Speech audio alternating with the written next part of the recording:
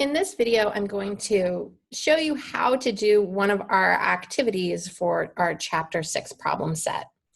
The goal of this activity is to give you a stronger sense of what equilibrium really means once we say we've achieved equilibrium in a chemical reaction.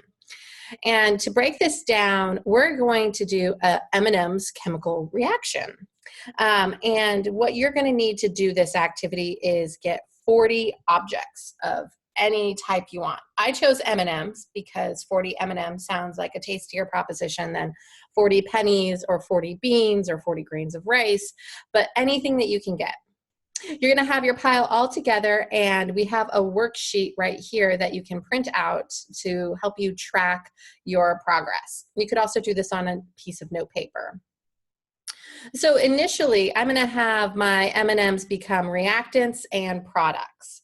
So right off the bat, I have 40 reactants when I start and 0 products. So initially, I have 40 reactants right here, and I have 0 products.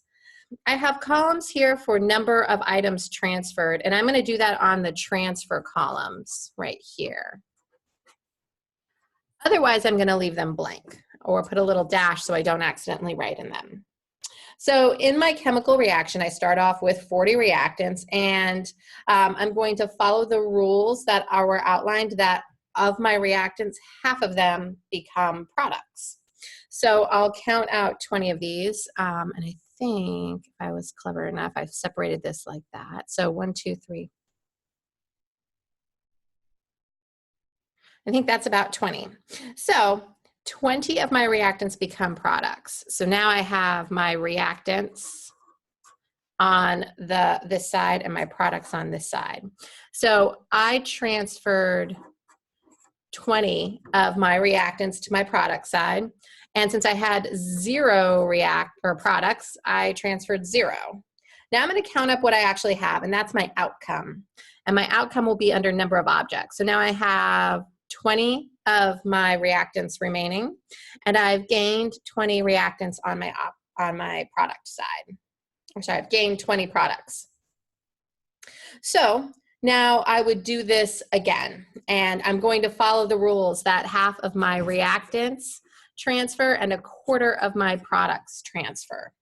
So what I will do for my next transfer is I'll count out half of my reactants and set these aside, and a quarter of my products. And I'll transfer them at the exact same time. So of my 20, I would transfer 10. And of my 20 here, I would transfer 5.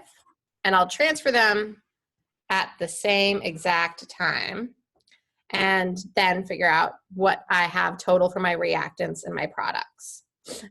So I should have 25 products, and I should have 15 reactants for my outcome. I am going to keep doing this process again and again and again until I hit equilibrium.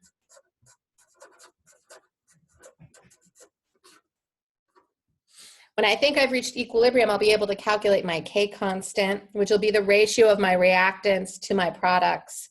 And I will have then a sense of what this reaction looks like once it's at equilibrium. And it can keep going. And so it might be worth going a few iterations past equilibrium to see what that looks like. All right, good luck with this activity, and hopefully at the end you have a better sense of what equilibrium looks like in a chemical reaction. If you have any questions, please get a hold of me.